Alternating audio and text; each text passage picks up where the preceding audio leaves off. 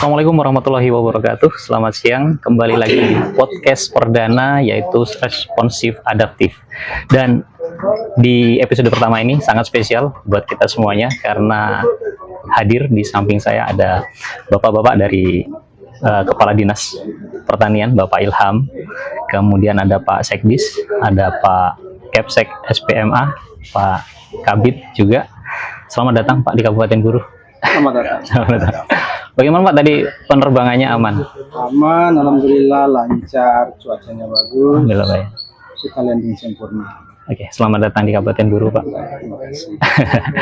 Baik, ini mungkin nanti akan saya tanya-tanya terkait dengan ya festival ternak yang akan dilaksanakan nanti di dataran Weapo di Desa Waikerta ya nanti. Nah, untuk itu Pak, mungkin saya tanya. Karena saya adalah basicnya guru Pak, bukan sarjana pertanian, jadi saya harus bertanya dasar. Sebenarnya tugasnya dinas pertanian itu apa Pak?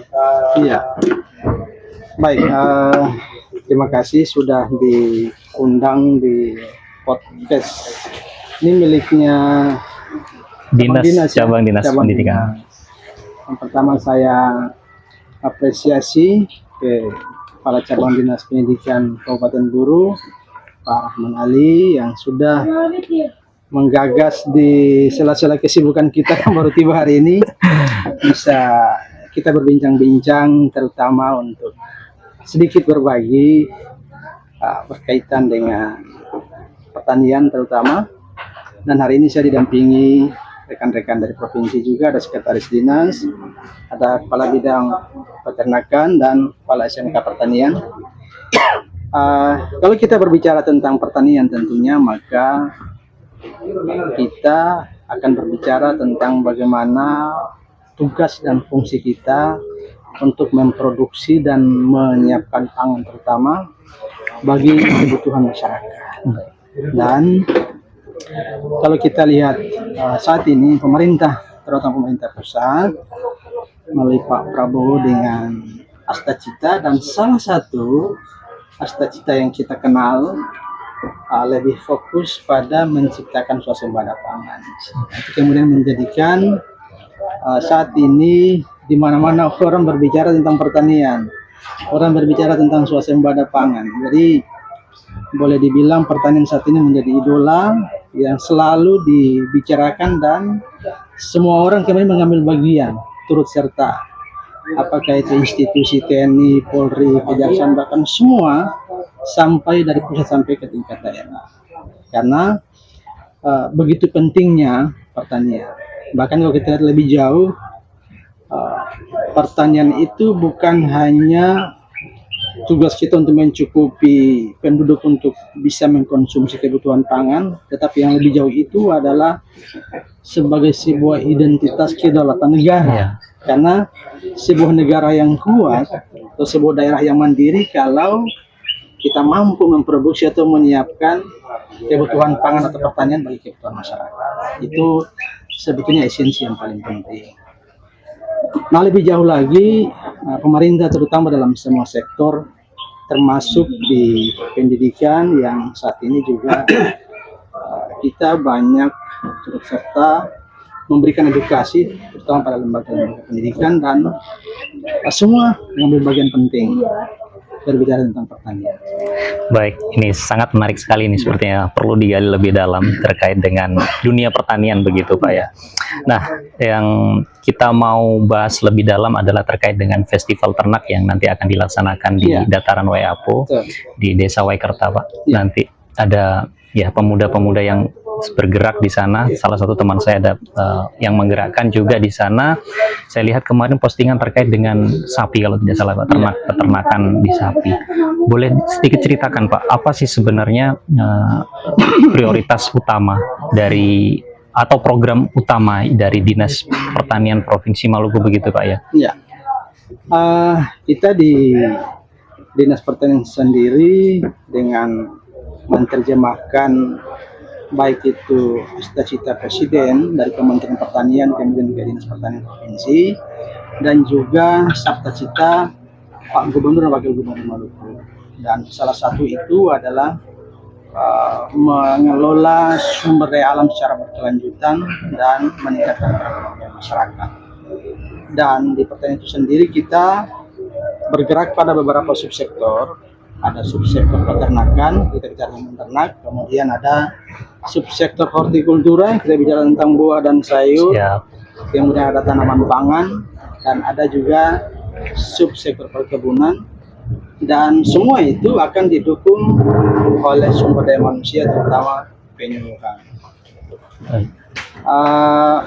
Dari semua sektor ini tentunya kita sama-sama memberikan prioritas terutama dalam upaya kita yang tadi saya sampaikan di awal menyiapkan kebutuhan pangan terutama kita di Indonesia. Kedatangan kita juga saat ini di Kota Namlea Pulau Buru, yang kita bisa tinjau ini. Salah satunya adalah merupakan undangan dari petani Jakarta, dan saya kira ini pertama kali, saya belum tahu mungkin sebelum saya masuk ke sini, tapi sejak saya masuk pertama kali kelompok tani menggagas dilaksanakannya kontes ternak, dan saya kira ini menjadi salah satu ajang promosi terutama untuk memperkenalkan di regional, terutama di Maluku, bahkan nasional, bahwa ternyata kita di Maluku, daerah sentra Pulau Buru atau nanti di Pulau Seram juga tidak kalah, terutama dalam bisa memperkenalkan. Dan informasi yang saya dapatkan dari Kepala Bidang melaporkan bahwa jenis ternak yang nanti diikutkan dalam Kontes. Festival atau kontes ini itu adalah jenis-jenis ternak kawin silang, terutama jenis sapi ongol, kemudian ada juga Brahman, dan ada juga Lemusien. Itu yang nanti ditampilkan, saya tidak tahu berapa jumlahnya, tapi yang jelas kita sangat mengapresiasi kontes ini, karena dengan kontes ini menunjukkan bahwa adanya keinginan terutama dari petani kita untuk mempromosikan, memperkenalkan. Bahkan lebih jauh saya kira ini bisa menjadi sebuah event pariwisata mungkin, karena pasti mengundang banyak orang untuk datang melihat kontes atau festival ini. Iya. Nah, di sapi sendiri, Bang. Saya melihat di Maluku ini kan dinominasi dengan sapi Bali kalau tidak salah, Pak. Iya. Nah, integrasi dari farming atau pertanian ke peternakan saya juga melihat belum begitu masif ya, Pak ya. Iya. Nah, bagaimana Pak kira-kira? Kan selama ini mungkin sapi-sapi lokal atau sapi-sapi yang berterah Bali itu kan memang memiliki postur yang kecil, Iya. beda dengan yang simetal, limusin dan lain sebagainya. Ada tidak Pak mungkin program untuk para peternak sendiri nanti mengintegrasikan hasil dari limbah pertanian misalnya untuk dijadikan pakan ternak yang seperti fermentasi dan lain sebagainya itu, Pak. Bagaimana Pak kira-kira?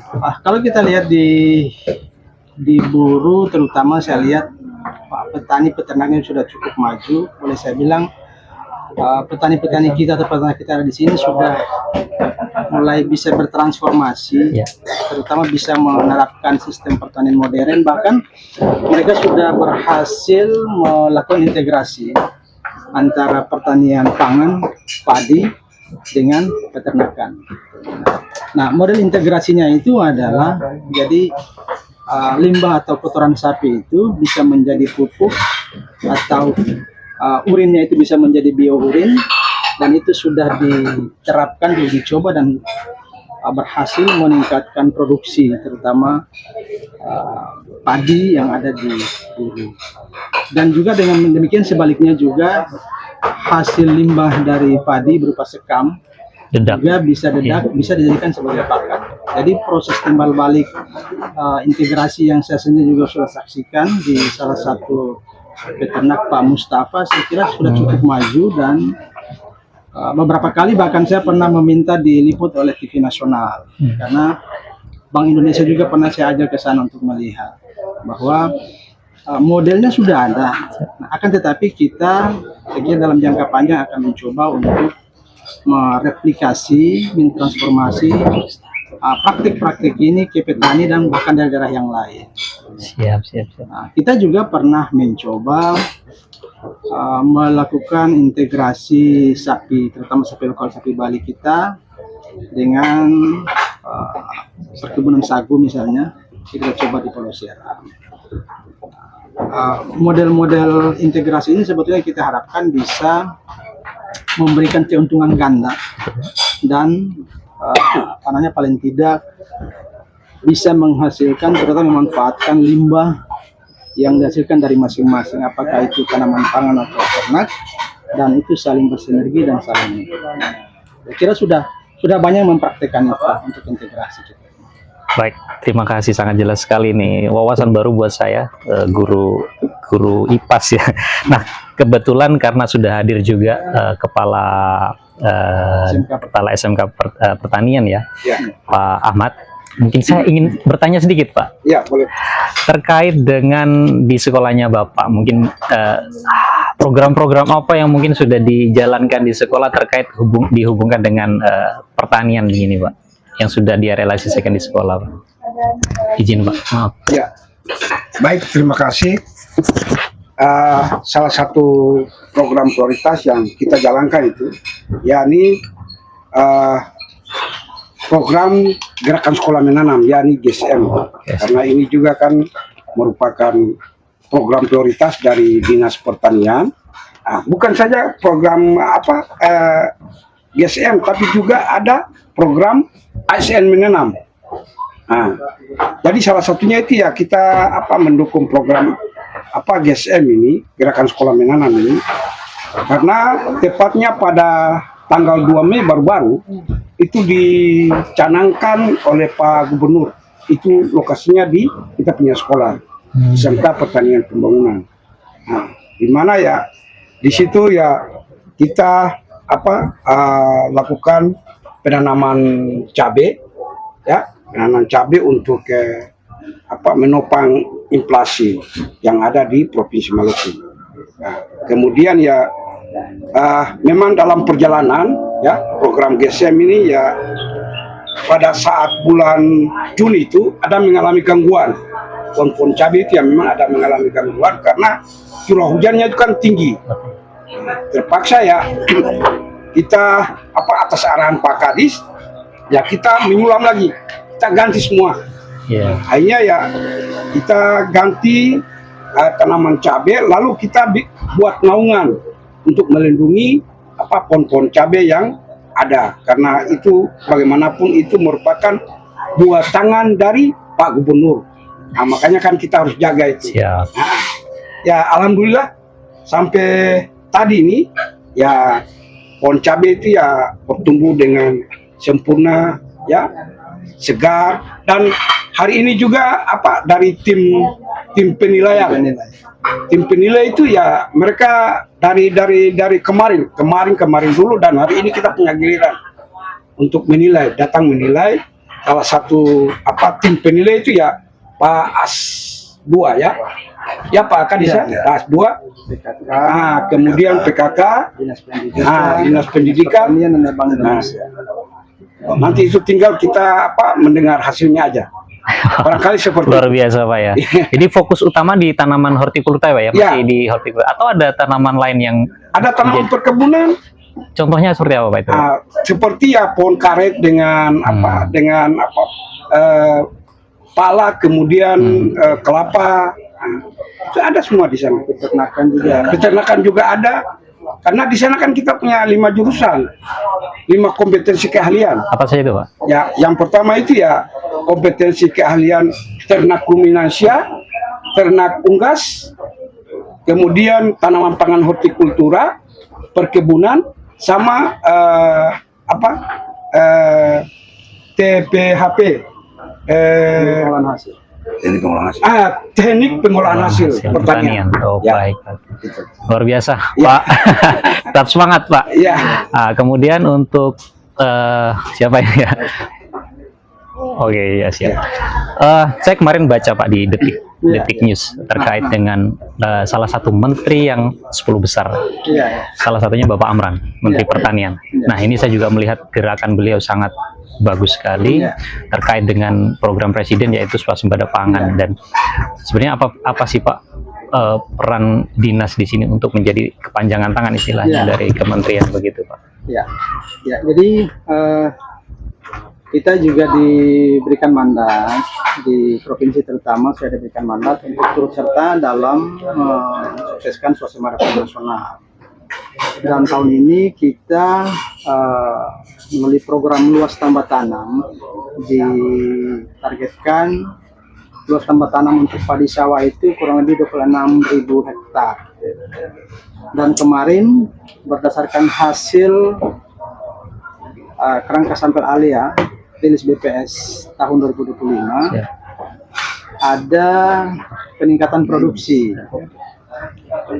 sekitar 12,5%. Jadi kalau di tahun 2024 itu produksi kita 105.000 ton gabah kering giling, di tahun ini naik menjadi 125.000 ton.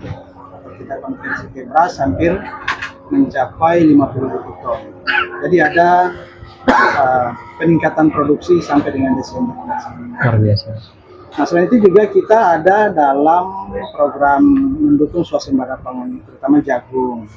Jagung kita juga disupport oleh Polri yang juga secara masif melakukan penanaman.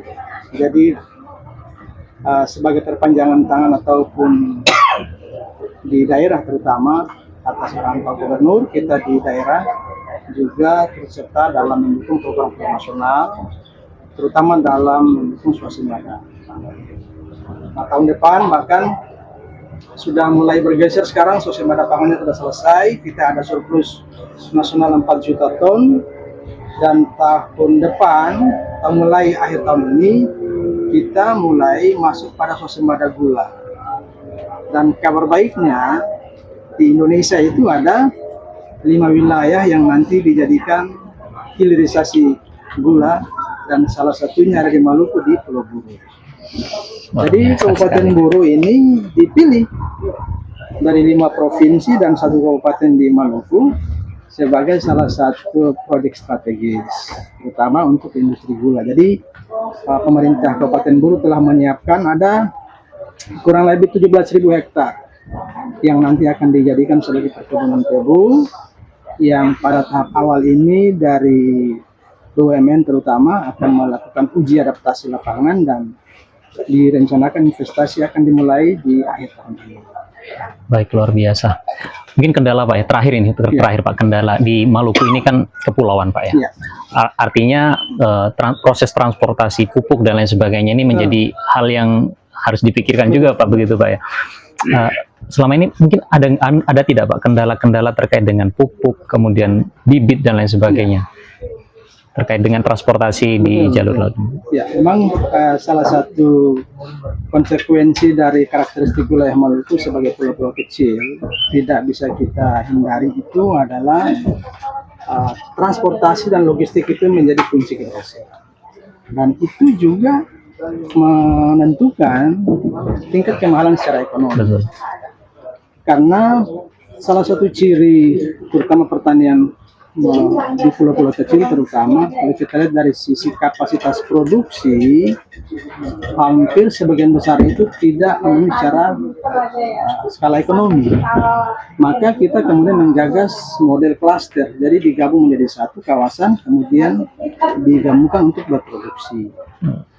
Nah, karena itu, karena logistik atau transportasi ini menjadi salah satu kendala, maka pemerintah, terutama pemerintah Provinsi Maluku, terus berupaya untuk mendukung, terutama menyiapkan dari titik pusat-pusat produksi sampai ke pusat-pusat pemasaran. Jadi bagaimana peran pemerintah untuk memperlancar distribusi. Dan alhamdulillah ini juga bisa terukur, bisa dinilai dari indikator-indikator terutama di inflasi, dan transportasi logistik itu tidak terlalu memberikan kontribusi yang besar, terutama dalam transportasi antar pulau. Meskipun kita akui bahwa transportasi itu menjadi kendala.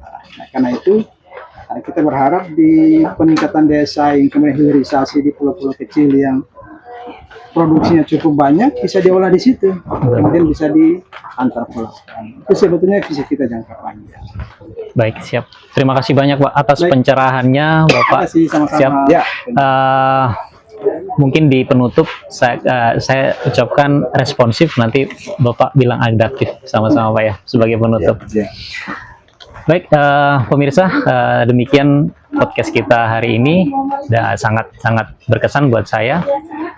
Terima kasih atas kehadirannya. Semoga nanti betah di Pulau Buru. Sukses selalu. Baik, responsif, adaptif. Ada. Terima kasih.